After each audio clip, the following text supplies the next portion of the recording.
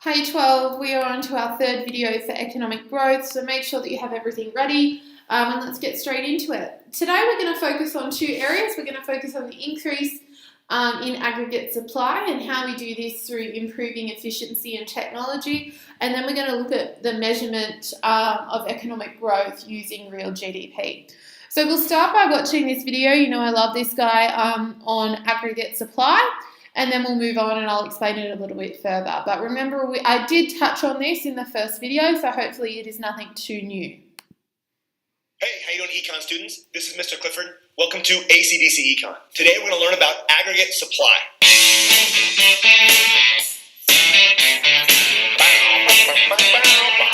The aggregate supply curve is going to show you the production of everything inside the entire country. It's not like the market supply. It's not the supply of one product. It's supply of all products. So right here we have the price level. Down here we have the real GDP produced. And we have an upward sloping short-run aggregate supply curve. So when the price level increases, producers will produce more output. Like the market supply curve, this curve can shift.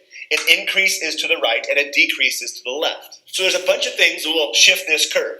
Things like key resources. So if there's an increase in the price of oil or steel or labor, then that would definitely change the amount we can produce. Another shifter would be productivity. If there's an increase in machines and technology or just machinery and capital stock, then this aggregate supply curve would shift to the right because we can produce more. Another shifter might be some sort of government action that affects producers, like taxes or subsidies. I've got 4 scenarios right here. I want you to figure out which ones will increase or decrease aggregate supply. So go down the line, pause the video, and see how you do. Alright guys, make sure you do that now. Pause and think about each one and whether or not it will increase or decrease aggregate supply. Write your answers down and then listen to his explanation and see how you go. An increase in nominal wages would mean producers can't produce as much because there's an increase in the price of a key resource, labor. So the aggregate supply curve would shift to the left. An increase in physical capital means we have more tools and more machinery. And so the aggregate supply curve would shift to the right because we can produce more. A significant decrease in corporate taxes means producers would have more money to produce more. And so that would shift the aggregate supply to the right.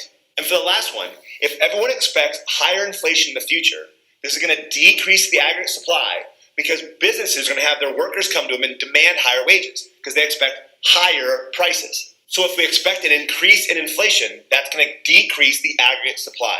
So up to this point, we've been talking about the short-run aggregate supply, but there's also a long-run aggregate supply, which is vertical. Now to learn about this, you got to watch the next video. Till next time.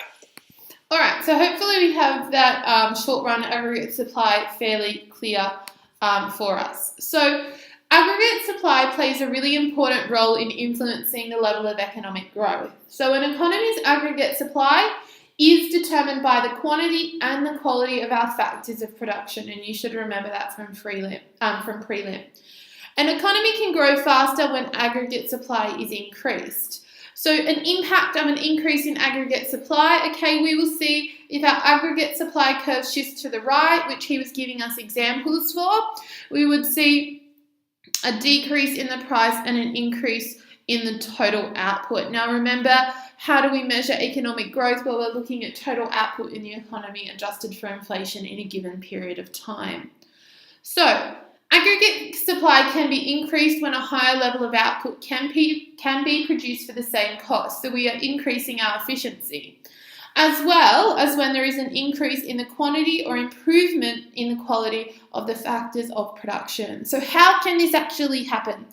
Well, you can just discover new resources, your population can grow, therefore you have more workers.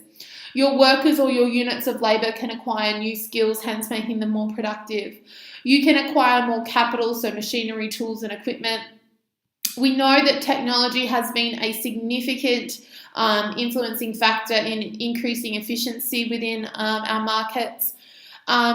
Measures to improve it, so you might implement policy changes or operation processes, and as was spoken about was the idea of the government influencing through reductions in taxes or increase in tariffs or some deliberate policy.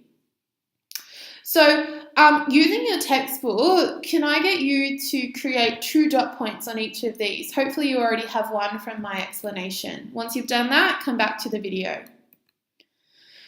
So the main capacity constraints within the Australian economy is the ability to expand supply during our commodities boom. So we did have a skills shortage and bottlenecks, meaning that we weren't able to expand as quickly the supply as the demand was there. So governments, therefore, our government implemented microeconomic policies to increase the productivity and hence the aggregate supply. We know more recently and in a 21st century business environment that lots of businesses have turned to technology in aiding them to provide more goods and services at a higher quality. So, using your textbook, using the Riley handout, see how you go with these two questions. Explain how a skills shortage has affected the aggregate supply in the Australian economy and possibly linked to government responses. Try and make that as real world as possible. Something contemporary around services may be useful as well.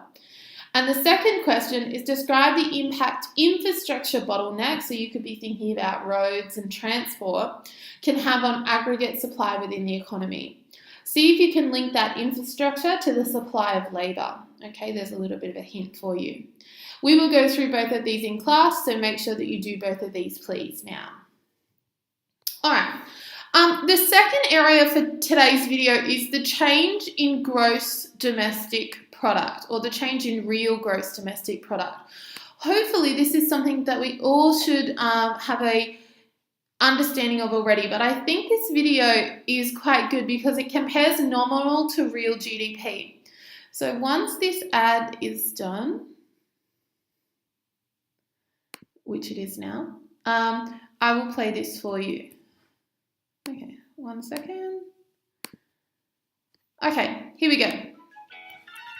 GDP stands for Gross Domestic Product and is the measure of the total economic output of the goods and services of a country.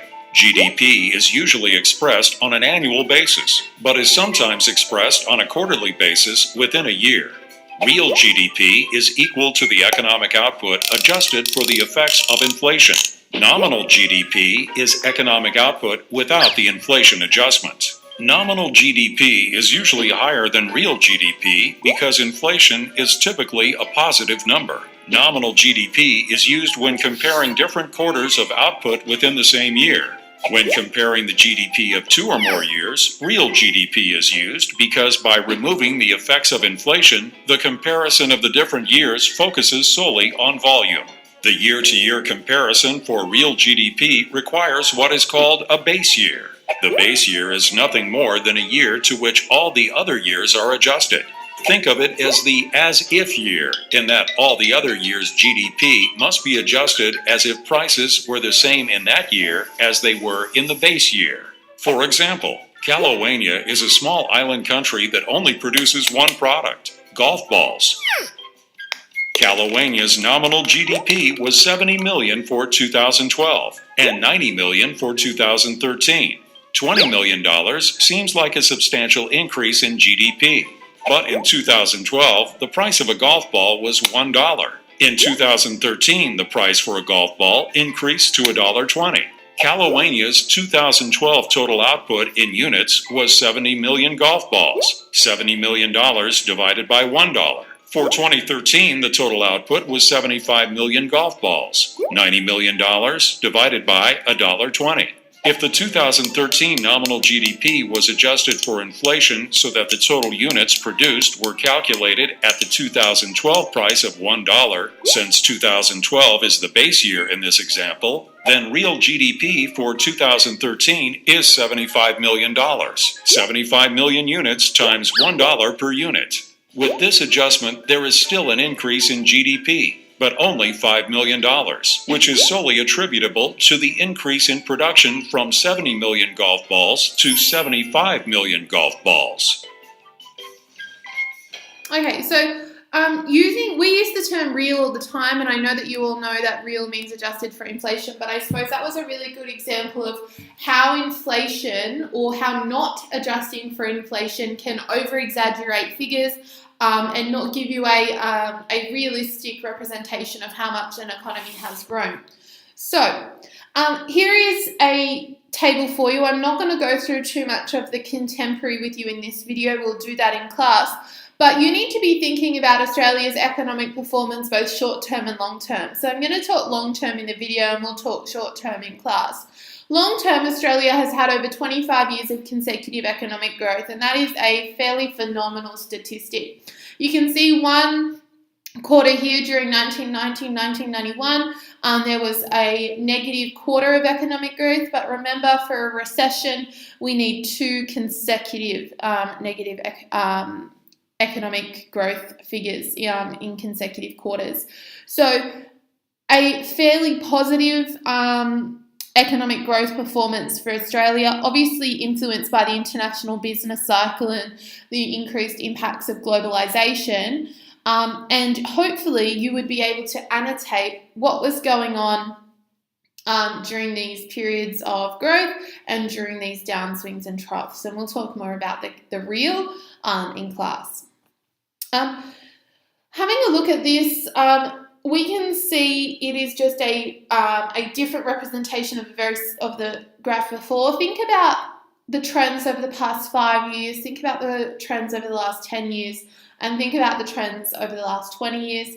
Make a comment or 2 for each one of those, and then we'll go through and we'll discuss these in class. All right, so recent trends, we know that there has been consecutive positive economic growth. Okay, we have an average at around 3 to 3.5%. So if the Australian economy is growing at around 3 to 3.5%, economists and the general public are generally fairly happy. Okay, but obviously this needs to go along with a lot of our other economic indicators and the overall position. So what I want you to do is to pause the video now and to read and highlight the information. I'm not going to go through this now because this is specific for the year that the video is being played in. This sheet will change, so make sure that you are reading this, you're trying to draw out some trends, all right? Okay, that's it for this video. Make sure you're prepared for the in-class activities, and we will be going over the contemporary and the data side of measurements through real changes in GDP. All right, thanks guys.